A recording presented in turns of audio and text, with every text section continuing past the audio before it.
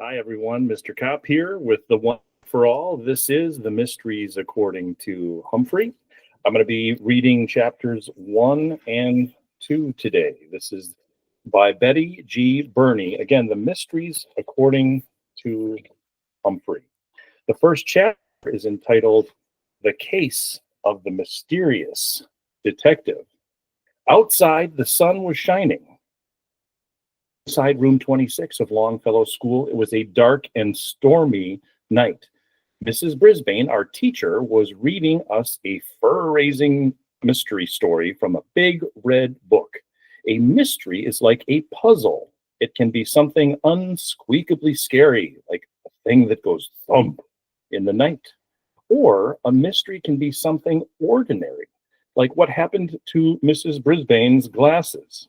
Sometimes our teacher can't find her glasses when they're right on her head. Even though my classmates and I read by ourselves, we love hearing Mrs. Brisbane read to us. It is surprising that I can read. I am the classroom hamster, but I am also smart, if I do say so myself. As I listened, I climbed up to the tippy top of my cage and looked out at my classmates. When school started in September, they were all mysteries to me. I didn't realize that at the beginning of the school year, a new class comes in, a class of total strangers.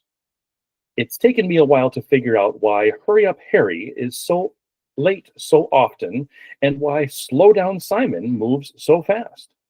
I learned that rolling Rosie's wheelchair can slow her down a bit. And I learned that helpful Holly is sometimes too helpful Holly. Now it's October. I'm still getting to know some of the students who sit on the opposite side of the room from my cage. I haven't figured out why Do It Now Daniel D always puts things off and why Stop Talking Sophie Kaminsky has so much trouble staying quiet.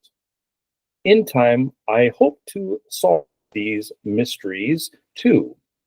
I guess being a classroom hamster is a lot like being a detective. A detective is someone who solves mysteries. The story of Mrs. Brisbane was reading the story Mrs. Brisbane was reading was about a detective named Sherlock Holmes, who was one smart human.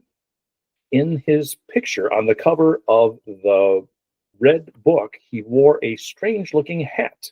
Mrs. Brisbane said it was called a deerstalker hat. He also said he sometimes played the violin to help him think, which made me wish I had a violin of my own. There were a lot of stories in the book. This puzzling mystery had to do with a man with flaming red hair named Mr. Jabez Wilson. He came to Sherlock Holmes and explained something strange had happened to him. It started when he saw an ad in the newspaper for a job that was only for a person with flaming red hair. I guess that's why the name of the story was The Adventure of the Red-Headed League. Mrs. Brisbane asked us, why would they only want someone with red hair? Kelsey Kirkpatrick's hand shot up so fast he almost hit just Joey, who sat next to her. Please be careful, Kelsey, Mrs. Brisbane said. So what do you think? Kelsey said they must be looking to be smart. Everybody knows that redheads are the smartest people. My classmates all laughed because Kelsey has red hair. Naturally, she would think red-haired people are the smartest. Mrs. Brisbane laughed. Yes, Kelsey, some red-haired people are very smart, but I don't think that was the reason. She asked if we had any other ideas. I thought and thought.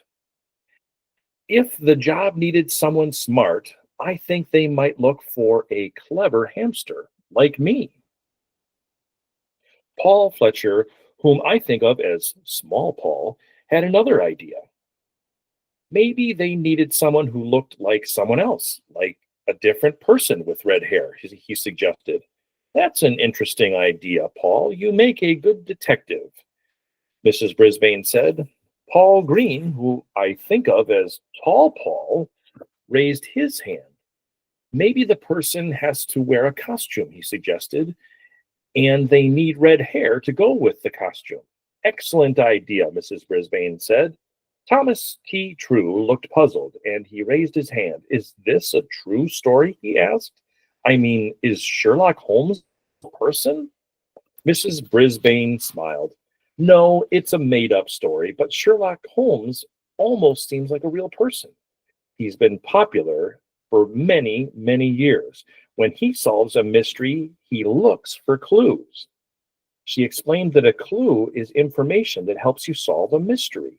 And Sherlock Holmes was always looking for clues because a good detective always has to be sharp-eyed. Mrs. Brisbane read some more. The red-haired man got hired, but it turned out that the job was nothing more than copying out of the encyclopedia every evening.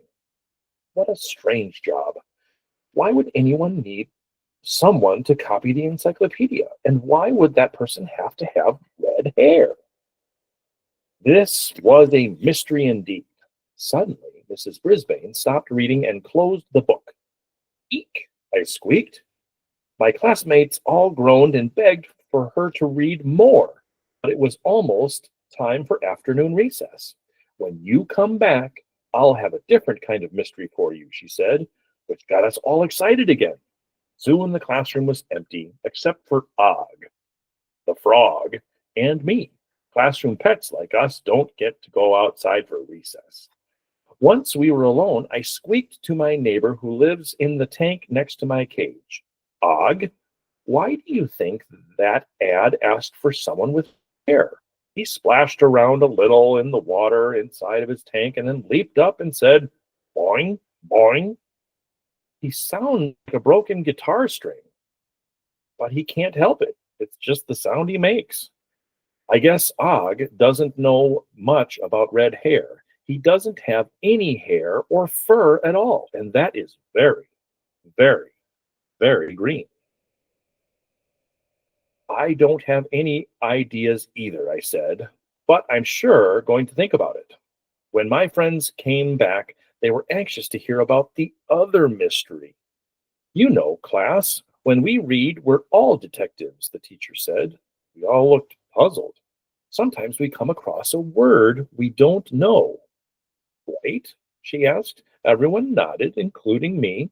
So to figure out what the word, we just look for a clue. Mrs. Brisbane continued, just like Sherlock Holmes, try this sentence. Then Mrs. Brisbane wrote something very mysterious on the board.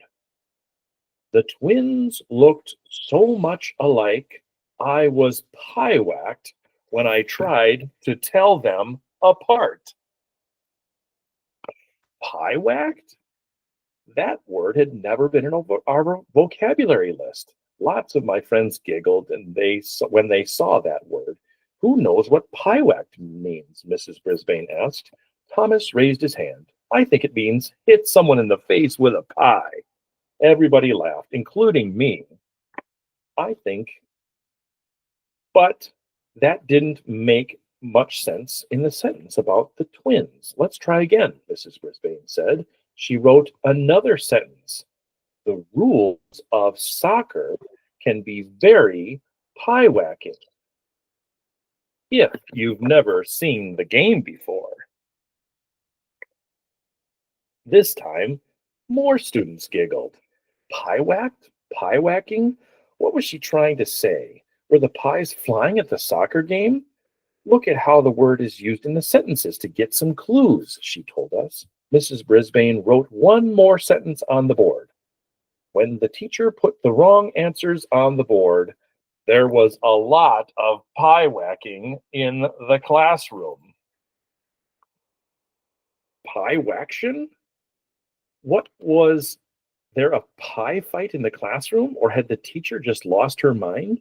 I'm confused, I blurted out, even though all that my human friends heard was squeak. Confusion? Slow down, Simon shouted. I'm sorry to say he forgot to raise his hand before speaking. Confused, Too Helpful Holly said. She raised her hand, but didn't wait for the teacher to call on her before speaking. Let's see if that word works, Mrs. Brisbane said with a smile. The twins looked so much alike I was confused when I tried to tell them apart. That worked for me. How about the rules of soccer can be very confusing if you've never seen a game before, she continued. And finally, when the teacher put the wrong answers on the board, there was a lot of confusion in the classroom. Now, I was positive that PIWAC meant confuse. For your homework tonight, here are 5 more mystery words to figure out, she said as she handed Rolling Rosie the homework sheets to pass out. Unfortunately, Rosie didn't give me one, so I could not see what the mystery words were. I tried making up my own mystery words like flapple and scarret, but they just made me hungry. At the end of the day, just before the bell rang, the door to room 26 swung open, and in walked Mrs. Wright, the physical education teacher. She was clutching a pink jacket and, as usual, wore a shiny silver whistle on a cord around her neck. Mrs. Wright likes to blow that whistle, and when she does, it makes my ears wiggle and the fur on my neck stand up. It's loud, loud, loud. Way too loud for the small, sensitive ears of a hamster. Mrs. Wright also likes rules. Okay, she loves rules. I can understand why someone who teaches children to play games would love rules, because rules are very important to games. But to squeak the truth, I think she loves rules just a tiny bit too much, and I think Mrs. Brisbane agrees with me. Yes, Mrs. Wright, our teacher asked. Mrs. Wright raised the pink jacket up high. I believe this belongs to one of your students, she said. Normally, I would put it in the lost and found in my office, but her name was inside, and I thought that she might need it. It's quite chilly out there. Phoebe Pratt, poor forgetful Phoebe, looked embarrassed as she walked over to get her jacket. Sorry, Mrs. Wright, she said. Students must be responsible for their belongings, Mrs. Wright said. You'd be amazed at what treasures I have in the lost and found. Thank you, Mrs. Wright, Mrs. Brisbane replied. Mrs. Wright paused at the door and fingered her whistle. I steeled myself for a loud blast, but luckily she walked out the door silently. Thomas T. True waved his hand, and Mrs. Brisbane called on him. Don't go to that lost and found, he said. I went there last year. It was a scary place. Now, what was scary about it? Mrs. Brisbane asked. Thomas's eyes grew wide. There were creepy things like spider webs and claws. I felt a shiver. Some of my classmates giggled. Oh, and a dead snake. Thomas stopped and thought. Maybe it was alive, and I'm pretty sure I saw a severed hand. I felt a quiver. There were gasps and more giggles, and some of my friends even went, ew. Mrs. Brisbane walked between the tables toward Thomas. Are you sure that's true? Yes, ma'am, he said. At least that's what I remember. Well, I don't think Mrs. Wright would keep any of those things for lost and found, Mrs. Brisbane said. Maybe you just imagined it. Thomas thought for a second. Maybe, but I don't think so. Suddenly the bell rang, and my friends jumped up from their chairs. Slow Down Simon was the first one out the door, and my other friends were close behind him. After all my classmates had left room 26, Mrs. Wright came back in. That Phoebe is quite forgetful, she said. Have you noticed? Yes, I have. We're working on it, said Mrs. Brisbane. I certainly figured out that Phoebe had a problem remembering things like homework and lunches, but I hadn't figured out why. All I really knew about Phoebe was that she lived with her grandmother, who seemed like an unsqueakably nice human. Mrs. Wright nodded politely and headed for the door, but before she left, she turned and said, Please try to encourage your students to visit the Lost and Found. It's right in my office inside the gym. I'll do that, Mrs. Brisbane said. Mrs. Brisbane tidied up her desk for a few minutes. Then she wandered over to the table where Og and I live, next to the window. "Have a good night, fellows," she said. "I hope today wasn't too pie-whacking for you. See you in the morning." She laughed and then left, just like any other day. "See you in the morning" is what she said. I remember it so well. Later that night, Aldo came in to clean the classroom as he does every night. "Never fear, Aldo is here," he boomed. Then he laughed, which made his big furry mustache shake. We went right to work, moving the tables. He went right to work, moving the tables and sweeping the floors, humming a happy sounding song. When he got close to Mrs. Brisbane's desk, he stopped and picked up the red book. "Hey, Sherlock Holmes, I love these stories," he said, thumbing through the pages. "I remember that one about the red-headed guy." "Tell me what happens," I shouted. Even Og splashed around in his tank. "Boing, boing," he twanged. "Sorry, I don't have time to read it to you," he told us. "Too bad you can't read it yourself." Aldo probably knows me better than any of my human friends, but even he doesn't know that I can read.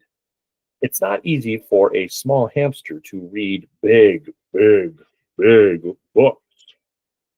That's why I like it when Mrs. Brisbane reads to us. I decided I could wait until the next day to hear her read more of the Red-Headed League. But it was nice to know that Aldo liked Sherlock Holmes as I do. After Aldo left, the room was silent. Og didn't splash. He didn't say boing. What was he thinking about? We're good friends, but Og will always be a mystery to me. Humans are also very mysterious to me. I've learned a lot about them, but there are so many things I don't understand. I took out the little notebook I keep hidden behind my mirror and started scribbling in it with my tiny pencil. Mysteries about humans.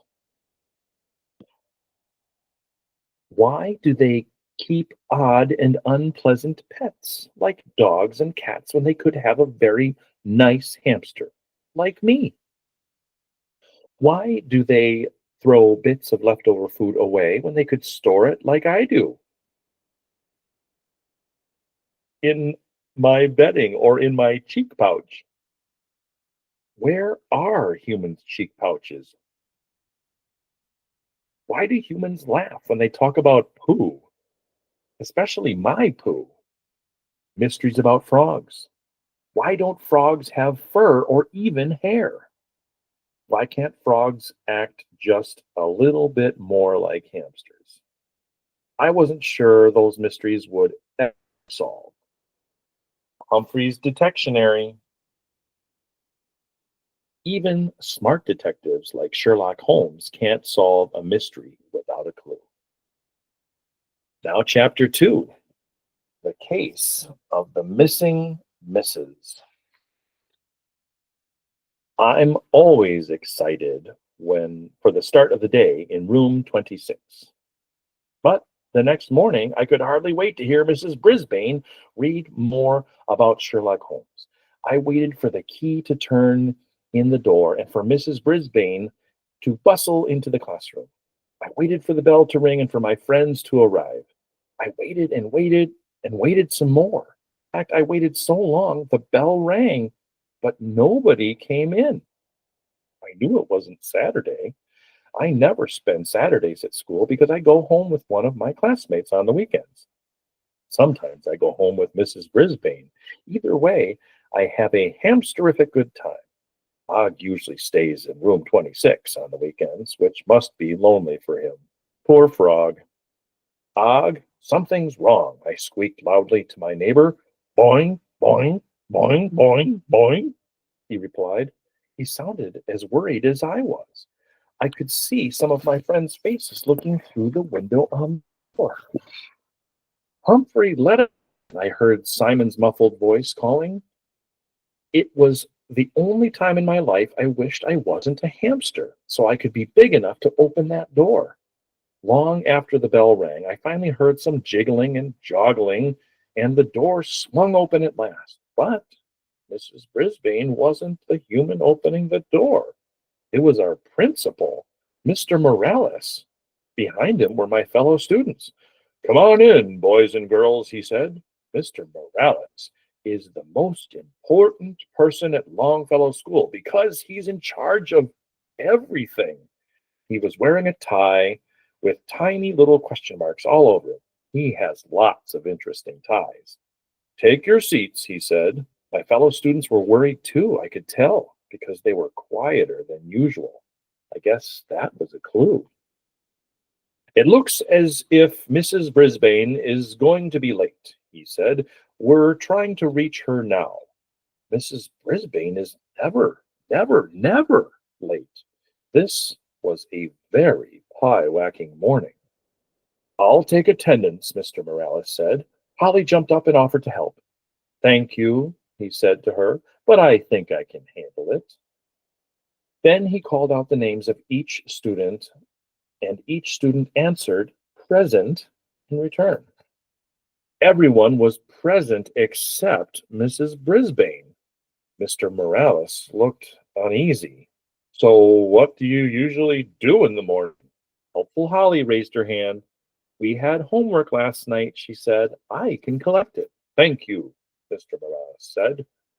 Holly went up and down the aisles collecting the homework. How I wished I could get a look at those 5 mystery words. Everybody turned in a homework sheet except for one person. Forgetful. When Holly passed by her table, Phoebe blushed and said, "Oh no, I forgot it. I'll bring it in tomorrow." As helpful as Holly is, she sometimes gets carried away. That's when I call her too helpful Holly. She frowned and said, "You were supposed to bring it today." Mr. Morales stepped forward. "It's okay, Holly. We'll straighten things out when Mrs. Brisbane gets here," he said. Phew. I was glad to hear him say that Mrs. Brisbane was coming. Just then, the phone in the classroom rang. Mr. Morales said, "Oh," and then, "I see," and finally, "Very well," while my classmates were completely quiet. Mr. Morales hung up the phone. "Boys and girls, Mrs. Brisbane won't be here today," he said. "A substitute is on the way to take care of this class." The last time I had a substitute teacher was when Miss Mack was here. But I didn't know she was a substitute because I didn't know much about the school when I first arrived. I've certainly learned a lot since then. Mr. Morales seemed a little confused about what to do next, and he kept looking at his watch. "Read to us from the Red-Headed League," I squeaked loudly. My classmates all giggled when they heard me. Mr. Morales walked over to my cage. "Oh, so you want to take over the class, Humphrey?" he said. I jumped on my wheel and spun it fast. "Maybe Humphrey thinks we should do some exercise," Mr. Morales said. That made my classmates giggle even more. Rosie made her wheelchair spin in a circle. "I love to spin too," she said, and everybody laughed. Just then, the door to the classroom opened and a young man rushed into the room. The first thing I noticed about him was his red hair. I think Sherlock Holmes would have noticed that too.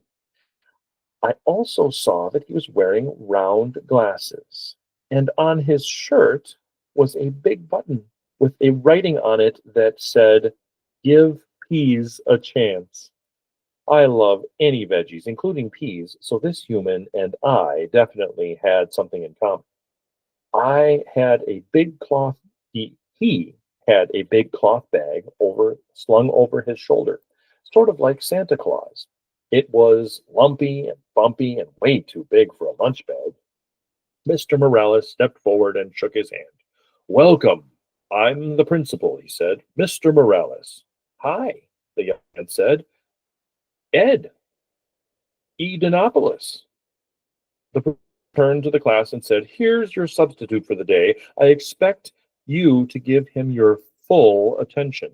Mr. Morales left, and Mr. E. Denopoulos gave us a friendly smile. "Hi, kids," he said.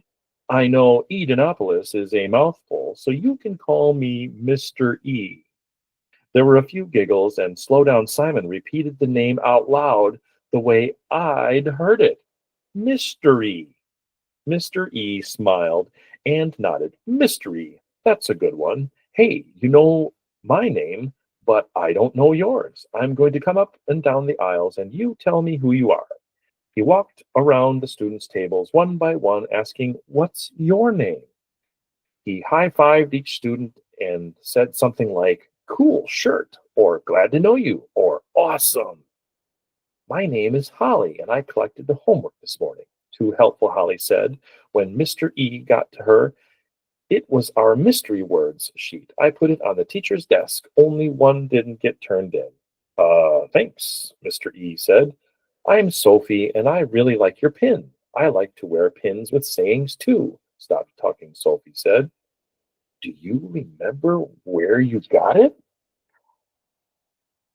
Mr. E didn't remember where he got it. Sophie kept on talking till he said, "I think you'd better give the rest of the class a chance." He moved on to the next table. "I'm Thomas T. True," Thomas said. "My dad's a detective, like Sherlock Holmes." "Not," I heard Just Joey mutter.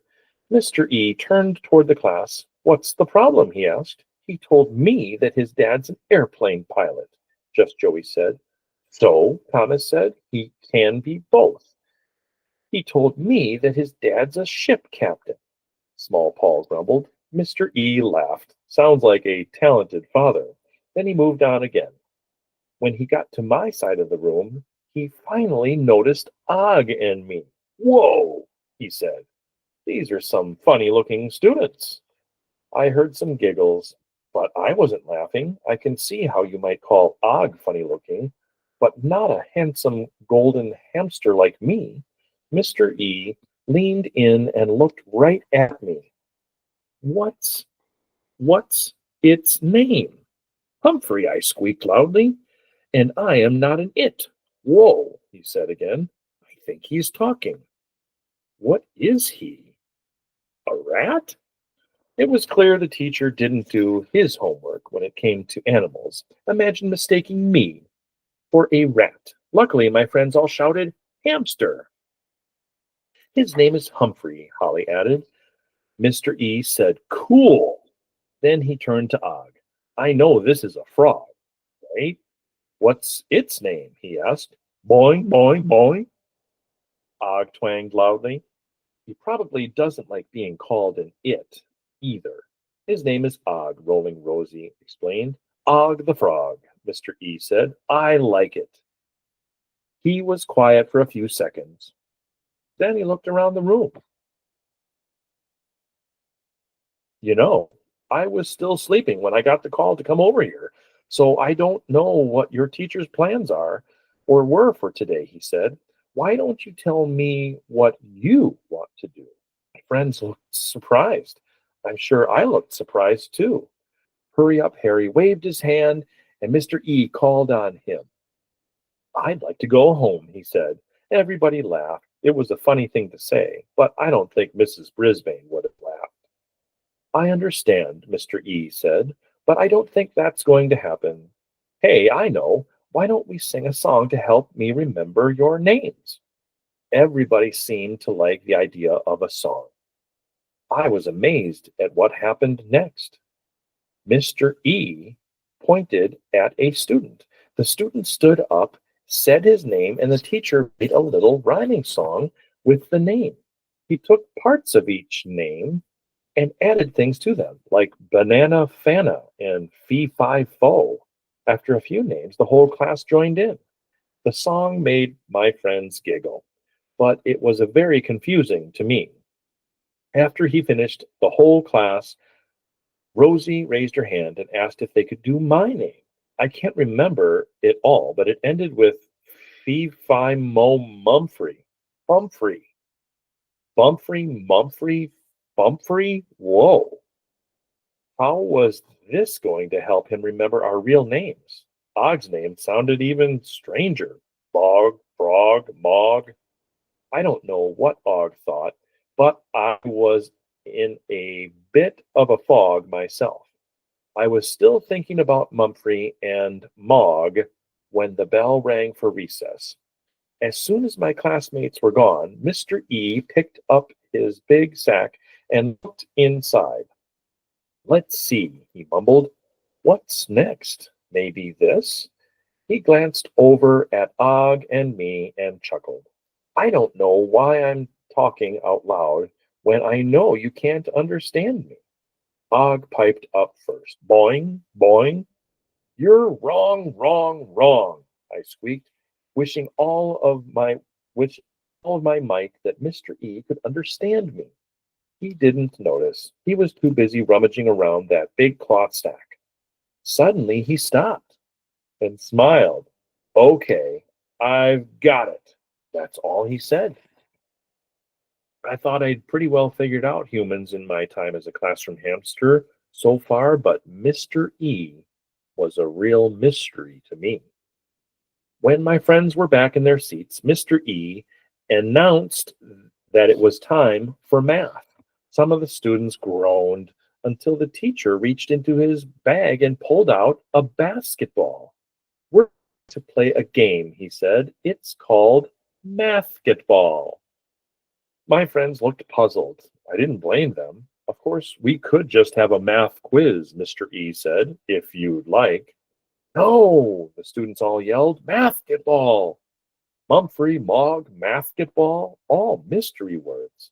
I was learning a whole new language today. First, Mr. E threw the ball to slow down Simon. Quick, 4 plus 4. Simon caught the ball and said 8. Great, Mr. E said, but in mathgetball, instead of saying the answer, you bounce it.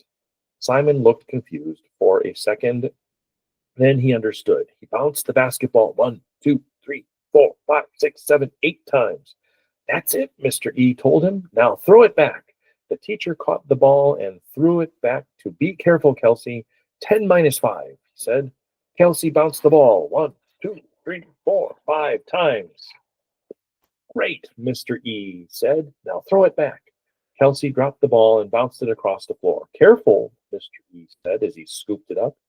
Just Joey caught the ball next, and when Mr. E said 12 plus 3, Joey bounced the ball, bounced it 1, 2, 3, 4, 5, 6, 7, 8, 9, 10, 11, 12, 13, 14, 15 times. I know because I counted. Then the ball went to Paul G. 6 plus 5, Mr. E said. Paul bounced it 1, 2, 3, 4, 5, 6, 7, 8, 9, 10 times. Then he stopped.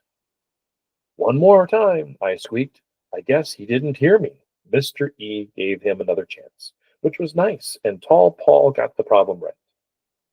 As the game went on, the pace went faster and faster. As it got more exciting, it also got louder and louder, and then the door to room 26 swung open. Standing in the doorway was Mrs. Wright. Mr. E looked pretty surprised when he saw her. Maybe he noticed her whistle? I certainly did. Hello, he said. It was more a question than a greeting. You're the substitute teacher for Mrs. Brisbane, she asked. Yep, I'm Mr. E, the substitute said. Mrs. Wright looked puzzled. Mr. E, she asked. That's your name? Mr. E laughed. My name is Edenopoulos, but Mr. E is fine with me. Mrs. Wright frowned. I guess Mr. E wasn't fine with her.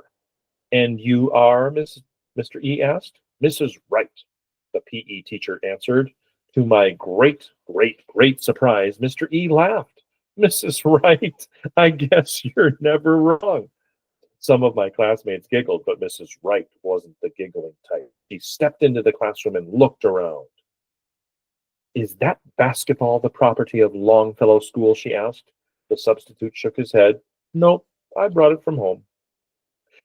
Didn't seem to please Mrs. Wright at all. You're probably not aware that basketballs are only allowed outside on the playground. No ball playing in the classroom, she said, and only official Longfellow School equipment is allowed. Really? Mr. E seemed surprised. Really, Mrs. Wright said. I'm the chairperson of the Committee for School Property. There are safety issues with having a ball in the classroom, and by the way, the noise in this classroom is unacceptable.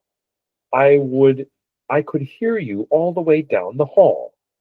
We were doing math, Mr. E said. Right, class? My friends all nodded. Mrs. Wright fingered the whistle and I braced myself for an unsqueakably loud noise. Luckily, none came. That's funny, she said. I thought you were playing basketball. Mr. E smiled and looked at my classmates. What were we playing? Mathgetball, my friends all answered. Mrs. Wright frowned even more, if that's possible. Perhaps you could do math more quietly in the future, she said. Of course, I'm sure Mrs. Brisbane will be back tomorrow. I crossed my paws, and she was right. Oh, how I hoped she was right, because school with Mr. E was making me very, very, very pie-wagged. That means confused. Humphrey's Detectionary. It's not easy to solve the mystery of a missing person, especially if you miss that missing person a lot. That's the end of chapter 2 of Mysteries According to Humphrey. Hope you all have a great summer.